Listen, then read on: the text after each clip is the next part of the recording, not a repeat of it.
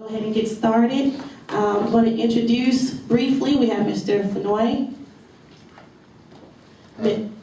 Commissioner Aiken, Ms. Traina, and Mr. Haas. We have our moderators, Mr. Ben Casella and Mr. Ellis Albright.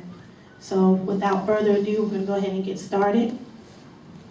Downtown Augusta Alliance, we're a grassroots, non-governmental, nonpartisan, non-political organization geared at promoting downtown, which is the heart and soul of the CSRA. And we do so primarily through bringing events such as this to District 1 and thus downtown. And here's my colleague who will be co-moderating with me tonight, Mr. Ellis Albright. Thank you, Dr. Casella. Ellis Albright, the current president, CEO of the CSRA Business League, representing Alpha Phi Alpha Fraternity Incorporated, the Alpha Chi Lambda chapter, as the co-host of this event. And again, I thank you all as well for being here tonight. I hope you'll consider me as your candidate for District 1. I have been very committed to different projects in my own neighborhood, and I would look forward to working in a bigger sense, more global sense. I have enjoyed being involved with the directors of departments when I've called on behalf of my neighbors and myself. And I think I have an understanding of what's on the table, but it would be an honor to represent you, and I hope you would consider me. I would say that that the gridlock is probably a result of a lack of relationships and people feeling that they can trust one another. And I think one of the ways you can do that, Congress, and you just alluded to that, Congress said they used to be more functional when they used to get together for a beer. Why? Because they had a moment where everybody was a little more relaxed and could just speak their mind, be honest, and develop some trust. I'm not saying it's got to be beer. Let's have a cup of coffee, but let's have a time it's actually a healthy time for people who are the commissioners to meet and discuss and weigh the options and be collaborative. You don't have to do all the work in the building, in the municipal building. People can be someplace else, and maybe we can rotate at the coffee shops in town or something, but I think there has to be a real concerted effort to build the relationships, because trust has to be gained or we're just not going to get anywhere. I am not in favor of privatization. I think the city can do what the city needs to do. I think we have the means to do it. I think our Human Resources Department can find and hire a director of transportation so that we can dedicate someone's expertise to that issue, so that we can expand the routes, so that, like Mr. Fenoy said, there are people who do depend on it, but there's so many more of us wannabe commuters out there. How many people wouldn't want to take it if you could and it went where you were going? To come down First Friday, to go to Fort Gordon. They cut the Fort Gordon route, and I don't think anybody in this room can really tell me that that makes sense. So no to privatization. I believe the city can do it. It's taxpayer dollars for taxpayer needs.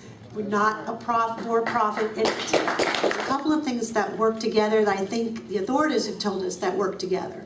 And that is the neighborhood associations, so that you're hearing from people. You've got to hear from the people. So Eastview's got everyone's got their different associations. Plus we have the gathering of associations under another umbrella, where the association presidents and they meet with together, all those groups of folks meeting together. I think, in other words, sharing information could maybe make a big difference when people are able to share what the issues are. But it's the neighborhood watch, taking a serious campaign. It's also about the community policing, like it's been mentioned. It's about doing all those things and keeping people informed and giving people an outlet to express what are the problems. Because it's really tough for the authorities to take 500 calls. That's not effective. But if you have a block captain and you're all talking to one another and you meet regularly, that makes an impact. I would go back to the idea of neighborhood watch, because that entails people actually walking their dogs, people actually watching the traffic and suspicious people, and calling the authorities. The authorities have always said, you see something suspicious, call us. So that's where I would start at the low-cost end. Everybody's got a hint of what it means to have a neighborhood watch, but it's not really being employed by every neighborhood. And I would love to see the authorities really take a step forward with that, and it would help them. They've always said to us, when you have a neighborhood watch, your neighborhood is safer and you're helping us. And I'd love to see a bigger campaign. I would join in supporting in that in a big way.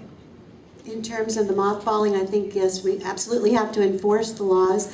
And we might even think outside the box in this regard, especially downtown on Broad Street. Put the boards up, invite some of our Arts Council folks to paint and decorate on those so that we don't have to look. I mean, the aesthetics is so important, whether it's downtown or Harrisburg or wherever. We're doing it in Harrisburg, where some of the places we're being allowed to, you know, fix up some of the places that are dilapidated, throw some paint on them, even murals and things like that. So I think downtown especially would be a great place to start that.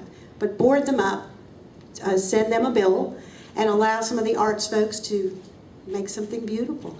I would be opposed to it until we really modernize mass transit. Not everybody can have an individual electric vehicle.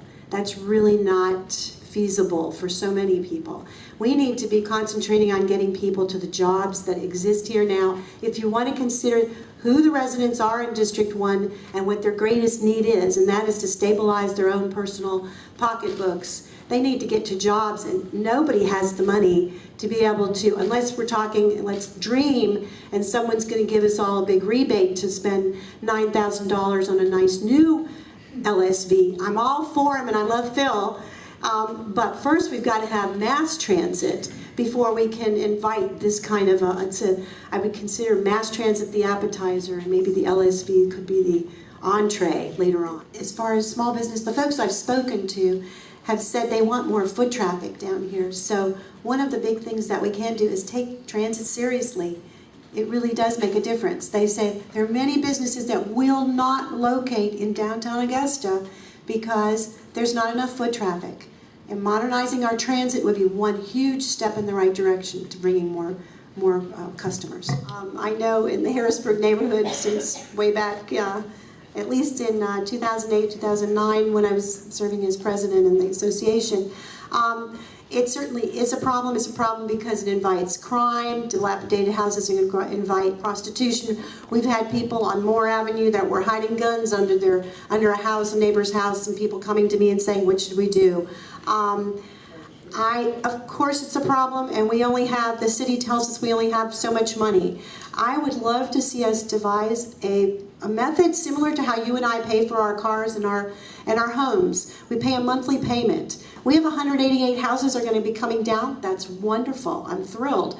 But we've got probably 4 times that many that need to come down. And to really stabilize our neighborhoods, we need it to happen.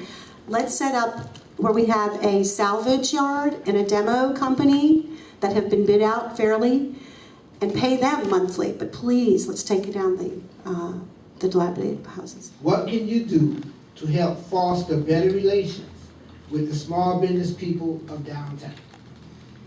Well, I think being available, being accessible.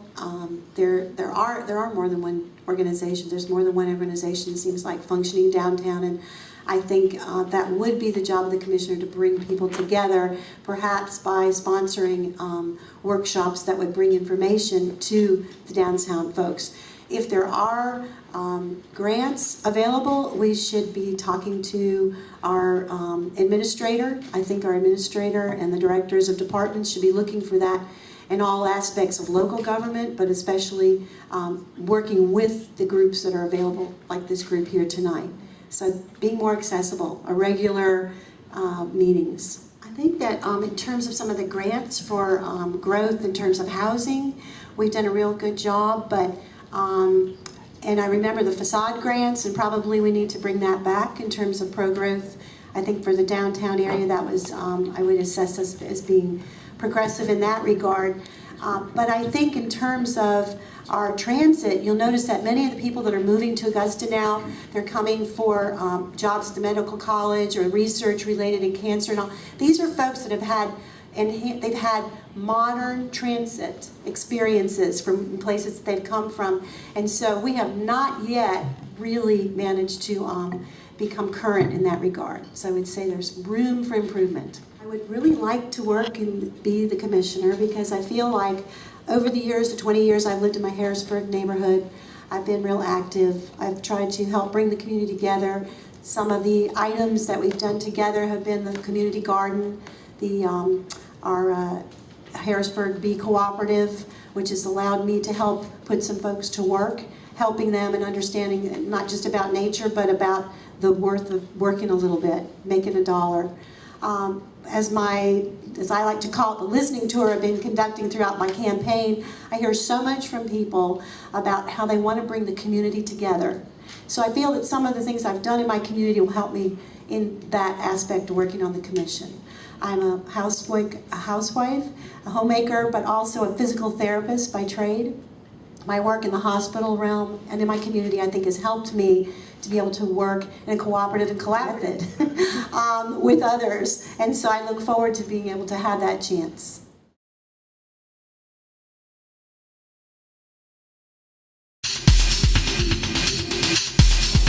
Vote Denice Traina, District 1 Commissioner.